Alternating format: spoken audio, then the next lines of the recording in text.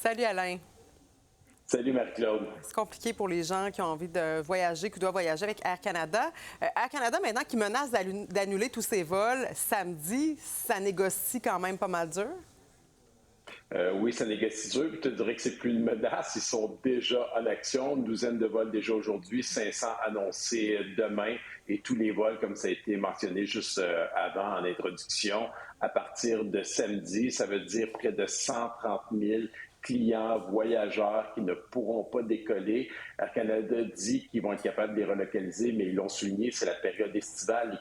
Les compagnies dans la compétition ont augmenté leur prix. Donc, ça va être très difficile. On est vraiment dans une impasse en ce moment entre les employés, le syndicat canadien de la fonction publique et Air Canada. Et on sent qu'il n'y a pas de voie de passage actuellement pour trouver un terrain d'entente et sortir de cette impasse que l'on vit. Bon, est-ce que l'opinion publique va réussir à mettre un peu plus de pression? Et elle va pencher surtout de quel côté? Du côté des 10 000 agents de bord qui, eux, disent on veut être payé, pas seulement quand l'avion est en vol, ou plutôt du côté de la direction d'Air Canada? Ouais, j'ai parlé avec deux propriétaires d'agences de voyage aujourd'hui pour prendre un peu le pouls de ce que les gens ressentaient sur le terrain. Il y a beaucoup d'inquiétudes. Ils tentent par tous les moyens, particulièrement ceux qui sont déjà à l'extérieur, de les aider à revenir dans les délais dans le cas que tout ça devient exécutoire.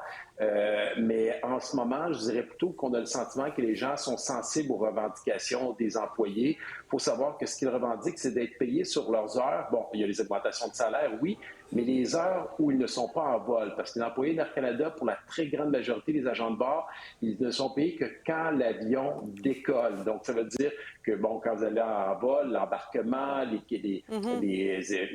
la question de la sécurité, le débarquement, bien, presque la moitié de la journée, ils ne sont pas payés, ce qui fait que leur salaire, qui avoisine entre 28 et 60 de l'heure, dépendamment de leur ancienneté, bien, vous pouvez le couper presque en deux. Et c'est peut-être ça qui fait très mal en ce moment.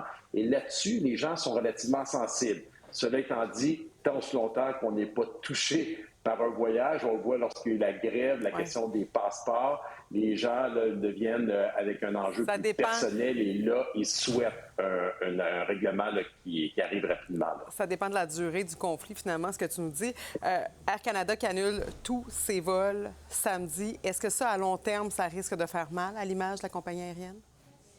Oui, ça va faire mal à l'image de la compagnie aérienne, mais c'est un test pour le gouvernement Carney en ce moment parce que sa ministre leur demande de trouver un terrain d'entente, mais le gouvernement fédéral avait l'habitude de s'ingérer dans ces conflits-là pour éviter qu'ils perdurent à cause de l'impact économique et du nombre de gens que ça touche. Imaginons, on est en été, il n'y a pas de députés, il faudrait qu'ils fassent revenir tout le monde au Parlement canadien pour voter une loi spéciale. La pression va être énorme sur Mark Carney, c'est un test pour lui aussi.